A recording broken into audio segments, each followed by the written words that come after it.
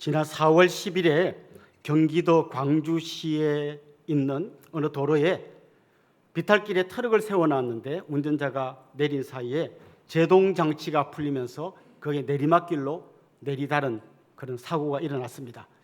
아마 그대로 뒀으면 엄청난 사고가 일어났을 텐데요. 그 차가 막 미끄러져 내려가는 그 순간에 그걸 본 어떤 시민이 죽기 살기로 달려가서 달리는 차의 문을 열고 그 차에 뛰어올라서 브레이크를 잡아가지고 차를 멈추어 세웠다는 뉴스를 보았습니다. 그 시민은 그 과정에서 발목이 탈골되는 큰 어려움을 겪었지만 그래도 엄청난 사고를 막아냈던 것입니다. 저는 오늘 본문을 읽으면서 그때 그 뉴스가 생각이 났습니다. 지금 엄청나게 달리는 폭주 기관차와 같이 달리는 한 사람이 있습니다. 바로 사울입니다. 그는 닥치는 대로 예수 믿는 사람을 잡아와서 감옥에 가두고 때로는 그들을 죽이는 자리에 서 있기도 했습니다. 사도행전 8장 3절에 보면 바울의 이런 행동에 대해서 이렇게 이야기합니다.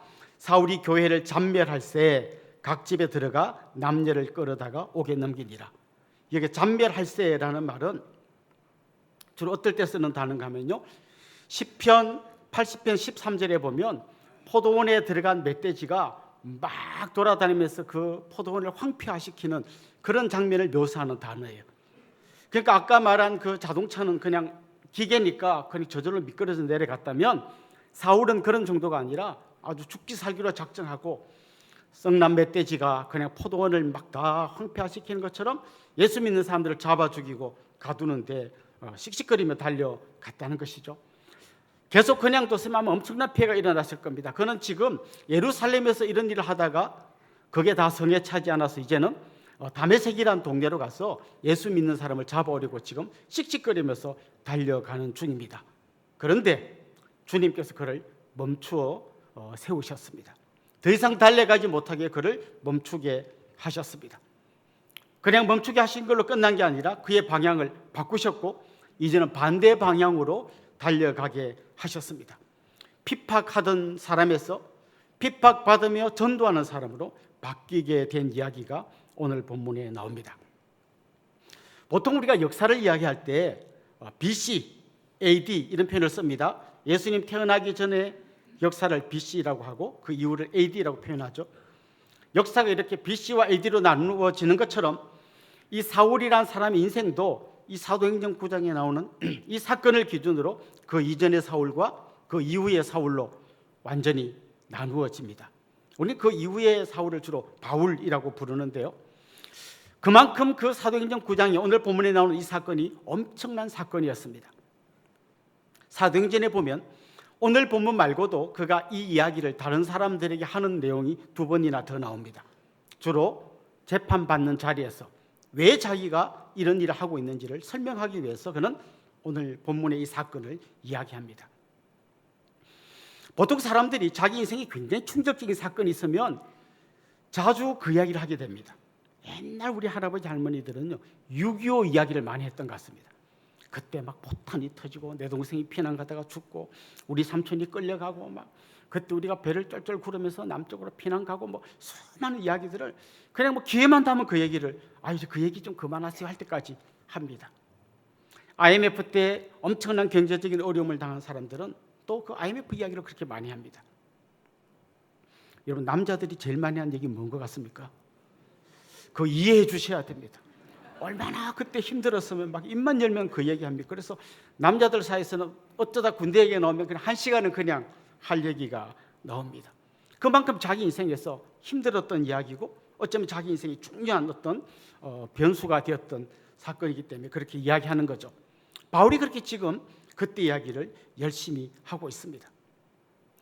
오늘 본문의 이야기는 정말 열심으로 달려갔던 바울을 멈추어 세우게 하신 예수님의 열심 이야기를 담고 있습니다. 바울의 열심과 예수님의 열심이 만났는데 바울도 보통 열심이 아니었는데 예수님의 열심이 바울의 열심을 이긴 이야기가 오늘 본문에 나오고 있습니다. 열심이라는 이 단어를 한자어로 보면 더울 열자의 마음심자예요. 사람들이 뭔가 열심히 한다 할 때 그건 뭔가 하면 마음이 더워져서 마음이 뜨거워져 가지고 거기에 맞게 자기가 행동을 할 때 사람들은 열심히 있다 이렇게 이야기하는 거죠. 중요한 거는 무엇이 그의 마음을 데웠느냐 하는 거예요. 무엇이 그의 마음을 뜨겁게 했느냐. 어떨 때는 이상한 쪽으로 뭔가 마음이 뜨거워져서 막 열심을 내기도 하고요.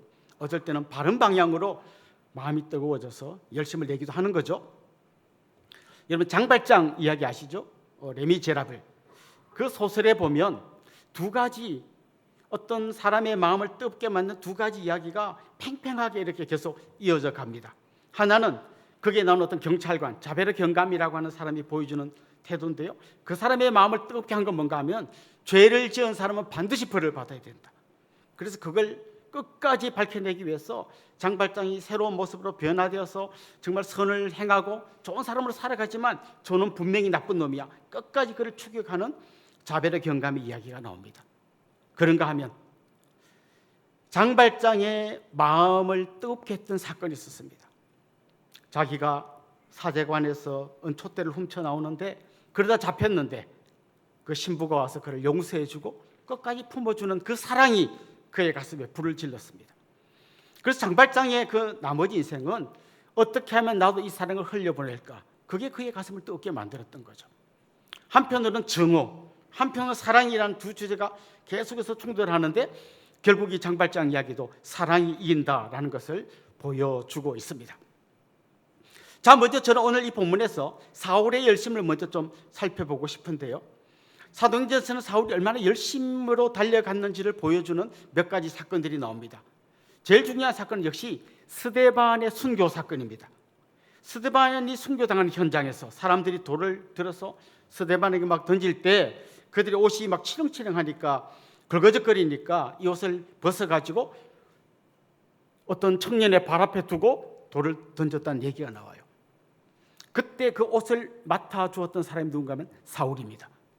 사실 그 옷을 맡아주는 그 사람은 그냥 그 전체 사건에서 한 귀퉁이에 서 있는 사람이 아니라 사실은 그 현장의 책임자였던 거죠. 사울이 스데반을 죽이는데 제일 앞장섰던 사람입니다. 그리고 8장 1절에 보면 그는 스데반의 죽음을 마땅히 여겼다 이런 표현이 나옵니다. 죽을 놈이 죽었다 이렇게 생각했던 거죠. 8장 3절에 보면 이제 구체적으로 이야기 나옵니다. 그가 각 집에 들어가 남녀를 끌어다가 옥에 넘겼다 이런 이야기가 나옵니다. 각 집에 들어가서 남녀를 잡아 끌어 옥에 넘겼다는 말은 무슨 말인가 하면 그 당시에는 요즘처럼 예배당이 없었습니다. 십자가가 걸려있고 누가 봐도 교회 건물인 그런 예배당이 없었고 가정에 모여서 예배를 드렸습니다. 자, 그렇다면 어느 집에 모여서 누가 예배를 드리는지 어떻게 알까요? 그냥 언론 봐서는 모릅니다. 어떤 정보가 필요합니다. 그리고 그 현장을 급습해야 됩니다. 그런데 사울이 그렇게 했다는 거죠. 어느 집에서 사람들이 예배를 드리는지, 몇 시에 모이는지, 몇 사람이 모이는지 정보를 입수하고 그냥 벼락같이 들이닥쳐서 그들을 잡아갔다는 거죠. 남자고 여자고 가리지 않고 잡아갔습니다. 굉장한 열심을 냈던 거죠. 그리고 오늘 본문 1절, 2절에 보면 이런 말씀이 나옵니다. 우리 같이 한번 읽어보겠습니다. 사울이 주의 제자들에 대하여 여전히 위협과 살기가 등등하여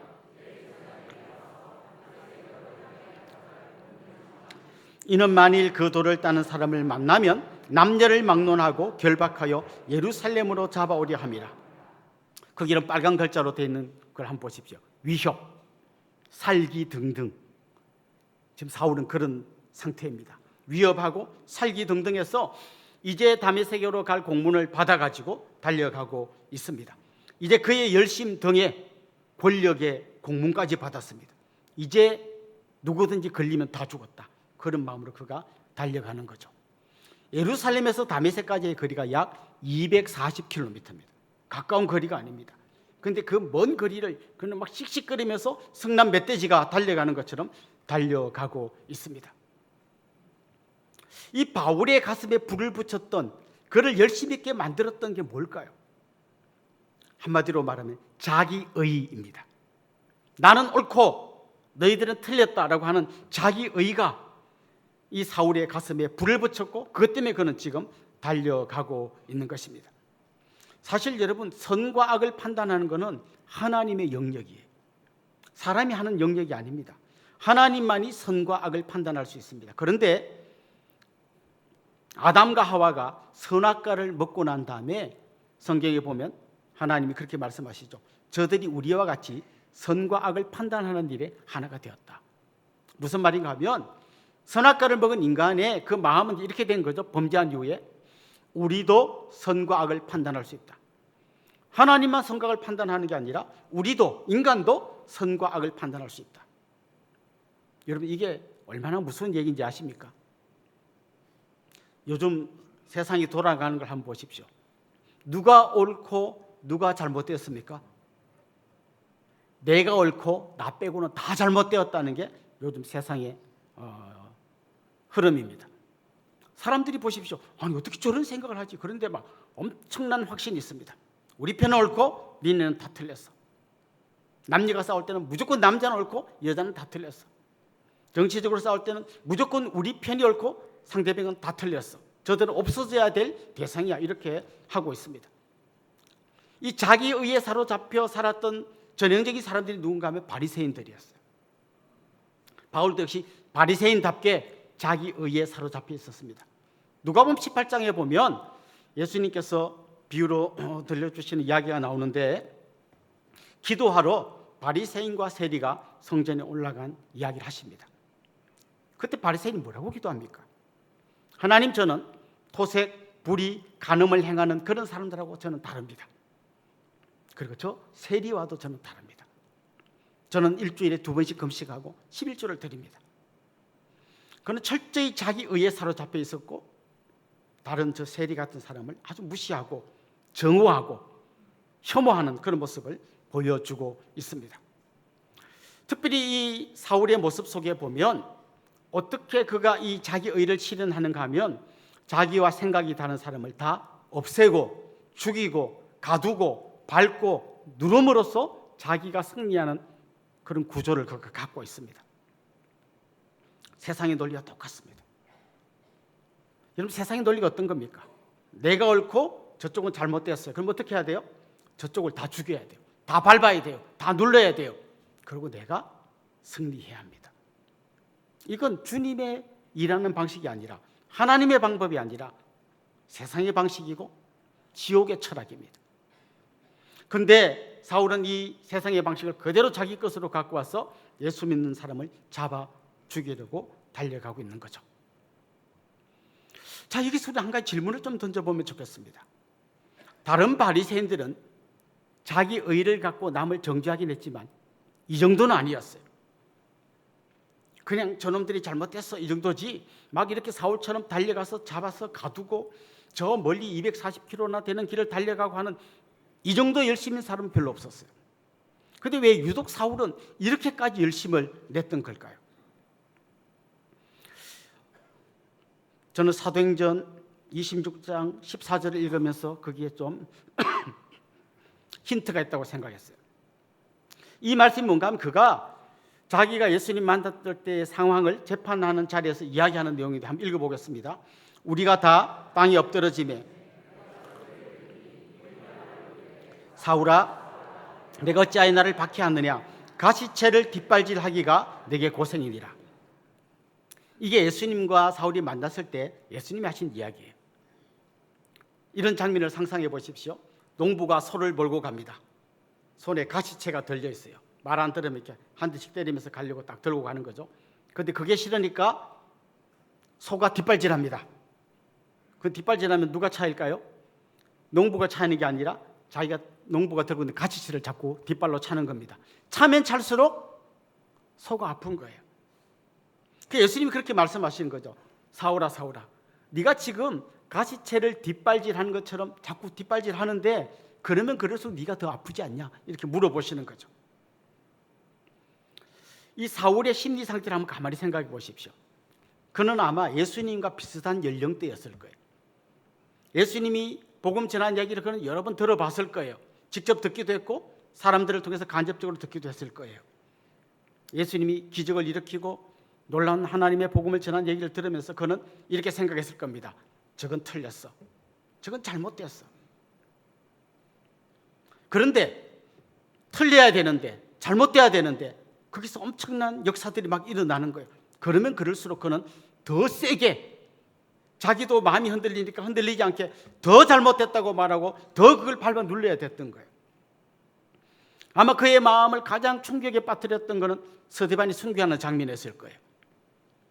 스데반을 돌로 쳐 죽일 때 스데반이 엄청 고통스러워하면서 하나님을 원망하면서 막 그렇게 두려움에 벌벌 떨면서 죽어야 되는 거예요.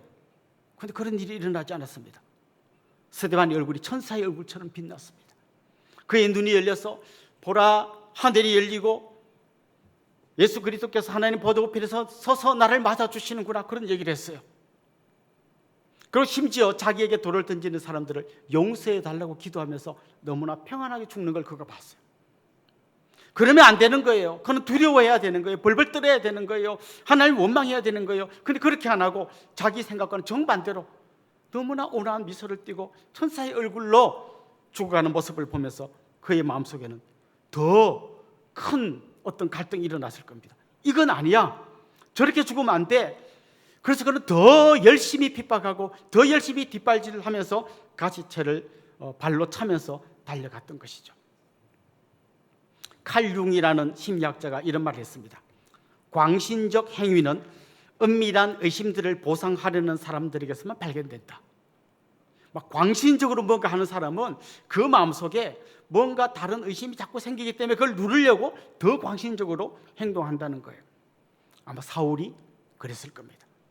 그는 그의 마음속에 일어나는 여러 가지 갈등, 자기가 옳고 저들이 잘못됐는데 잘못됐던 것처럼 생각되는 그 사람들이 더 아름다운 모습으로 살아가는 걸 보고 이건 아니야, 자꾸 눌러서 그 의심을 이기려고 했던 것이죠. 사랑하는 성도 여러분, 열심 있는 것은 다 좋은 게 아닙니다. 열심보다 더 중요한 건 제대로 된 일에 열심을 내야 되는 겁니다. 제대로 된 것 때문에 우리 가슴이 뜨거워져야 되는 겁니다. 요즘 주위에서 교회가 어려움을 겪는 경우들을 가끔 보는데요, 교회를 대충 다니는 사람은 교회를 어렵게 만들지 않습니다. 열심히 있는 사람들이 교회를 어렵게 만듭니다. 아이러니죠. 내 열심이 주님의 열심을 앞서기 시작하면 그때부터 교회는 어려움에 빠집니다. 오늘 사울이 자기 빼고는 다 틀렸다고 생각하고 자기 의에 사로잡혀서 다른 사람을 다 없애고 누르고 자기가 승리하려고 하는 이 열심이 결국은 주님의 일을 엄청나게 방해했다는 것을 오늘 본문이 보여주고 있습니다. 자, 그런데 이렇게 열심으로 달려가는 사울을 예수님이 온몸으로 막아서셨습니다. 주님은 이 사울의 열심보다 몇 배의 열심으로 그를 계속해서 추격해 오고 있었습니다. 오늘 본문 4절 5절에 보면 이런 말씀이 나옵니다. 땅이 엎드러져 들음에 소리가 있어 이르시되 사울아 사울아 내가 어찌하여 나를 박해하느냐 하시거늘 대답하되 주여 누구시니까? 이르시되 나는 내가 박해하는 예수라. 지금까지 사울은 자기가 심판자였습니다. 다른 사람들을 다 잡아서 자기가 재판하고 자기가 옥에 가두고 자기가 모든 것을 집행하는 것까지 했습니다. 그런데 그는 지금 예수님 앞에서 피의자가 되어 재판을 받는 것처럼 대답을 하고 있습니다. 네가 어찌하여 나를 박해하느냐. 그는 심판자에서 피의자로 지금 바뀌어 있습니다. 화난 멧돼지처럼 달려가다가 주님 앞에서 아무 힘도 못 쓰고 무릎을 꿇어 엎드리고 있습니다. 참 놀랍게도 주님은 그의 능력으로 예수님을 핍박하는 이 사울을 박살내는 대신에 그를 찾아오셔서 조용히 질문을 던지십니다. 네가 어찌하여 나를 박해하느냐. 그 질문을 통해서 사울이 생각하게 만드십니다. 그리고 생각하다가 주님 앞에 완전히 굴복하게 만듭니다. 주님은 절대로 권총을 들고 문을 발로 뻥 차면서 강제적으로 우리의 목을 겨누면서 항복을 받아내시려고 하지 않습니다. 주님은 우리를 찾아오셔서 조용히 문을 두드리시고 우리 스스로 그 마문을 열기를 기다리십니다. 주님은 절대 포기하지 않고 끝까지 우리가 그 문을 열 때까지 추격해 오십니다. 그리고 마침내 그 문을 열게 하시고 그를 주님의 품에 안아주십니다. 오늘 보면 15절에 보면 이런 말씀이 나옵니다. 이 사람은 내 이름을 이방인과 임금들과 이스라엘 자손들에게 전하기 위하여 내가 택한 나의 그릇이라. 주님이 이미 사울을 택했다고 말씀하고 있습니다. 언제 택했을까요? 이 세상이 생기기도 전에 그를 택하셨습니다. 주님의 이름책에 그의 이름을 미리 기록해 두셨습니다. 그가 엄마 뱃속에 생기기 전에 그를 이미 알고 계셨고 그가 핍박하고 주님을 거역하는데도 절대 포기하지 않고 끝까지 그를 따라오셨고 그를 위해서 십자가를 져주셨고 그리고 끝까지 추격해 오셔서 마침내 그를 주님의 사람으로 받아주셨습니다. 사울이 남을 죽임으로써 자기가 승리를 쟁취하려고 했다면 예수님은 자기가 죽음으로써 수많은 사람을 살리려는 그런 열심으로 그를 따라오셨습니다. 요나가 하나님 명령 거역하고 엉뚱한 방향으로 갈 때 끝까지 그를 따라가셔서 그를 붙드셔서 다시 복음 전하는 자로 세우셨던 것처럼 예수님은 끝까지 사울을 추격해 오셔서 마침내 그를 주님의 사람으로 바꾸셨습니다. 여러분, 어떻게 해서 이 자리에 앉아 있게 되었습니까? 언제부터 어떤 이유로 교회를 다니게 되었습니까? 아마 여러분 중에서는 모태신앙으로 그냥 부모님 따라 다니다 보니까 여기까지 온 사람이 있을 겁니다. 어떤 사람은 가정의 평화를 위해서 그냥 따라와 준 분도 계실 겁니다. 지난주에 제가 신방하다가 한 권사님에게 또 놀라운 얘기를 들었는데요. 자기가 전 보러 갔는데 무당이 당신은 교회 갈 사람이라고 이야기해 주었다는 거예요. 아마 교회로 오신 이야기는 다양할 거예요. 이런 이유로 저런 이유로 와 있을 거예요. 그러나 여러분, 잊지 말아야 할 거 있습니다. 점쟁이가 말하기 전에, 여러분의 가족이 억지로 여러분을 끌고 오기 전에 주님이 여러분을 창세전에 이미 택하셨습니다.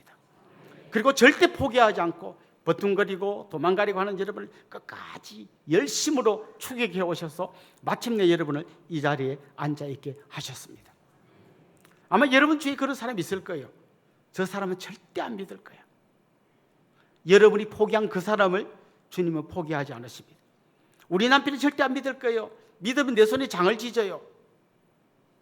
여러분은 그렇게 생각하지만 주님은 절대 포기하지 않고 그를 지금도 추격해 가고 계십니다.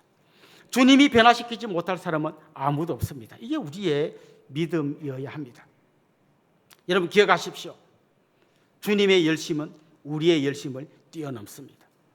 주님의 열심은 우리의 열심처럼 누군가를 누르고 밟고 죽여서 내가 이기는 방식이 아니라 자기가 죽고 희생함으로써 승리하는 아주 독특한 열심이십니다. 저는 여러분 안에 그 열심이 생기기를 원하고 이제는 내 열심을 내려놓고 주님의 열심으로 여러분의 방향이 바뀌기를 소망합니다. 오늘 본문을 보십시오. 이제 사울이 변화되기 시작합니다. 이제까지 자기 열심으로 달려왔다면 이제 그 열심을 내려놓습니다. 절대 포기하지 않고 생명 바치신 예수 그리스도의 그 뜨거운 사랑이 다시 사울의 가슴에 불을 지피기 시작했습니다. 그리고 그가 다메섹에 들어갔을 때 주님은 아나니아라는 사람에게 미리 말씀하셔서 사울을 찾아오게 하셨고 그에게 기도해 주시게 하셨고 그의 눈에서 비늘 같은 게 벗어지게 만들었습니다. 결국 그는 세례를 받았습니다. 그 다음 얘기가 20절부터 22절에 나오는데 우리 같이 한번 읽어보겠습니다. 같이 읽읍시다. 즉시로 각 회당에서 예수가 하나님의 아들이심을 전파하니 이 이름을 부르는 사람을 멸하려던 자가 아니냐? 여기 온 것도 그들을 결박하여 대제사장들에게 끌어가고자 함이 아니냐 하더라. 사울은 힘을 더 얻어 예수를 그리스도라 증언하여 다메섹에 사는 유대인들을 당혹하게 하니라. 첫 번째 단어가 즉시로입니다. 그가 예수님 만나고 세례받은 다음에 즉시로 다메섹에 가서 복음을 전하기 시작했습니다. 그래서 그 동네 사람들이 당황했습니다. 아니 이 사람 우리 예수 믿는 사람 잡으러 온 사람 아니냐? 그런데 갑자기 복음 전하는 자로 바뀌게 된 것이죠. 그렇습니다. 그는 이제 옛날 자기 의로 달려가던 자기 열심 대신에 자기를 찾아오신 주님의 열심으로 다시 달리기 시작합니다. 이제 방향이 정반대로 바뀌었습니다. 여러분 한번 생각해 보십시오. 만약에 우리가 우리의 열심으로만 달려간다면 우리의 미래는 굉장히 어둡습니다. 왜냐하면 우리 열심은 언젠가 식어버릴 수 있습니다.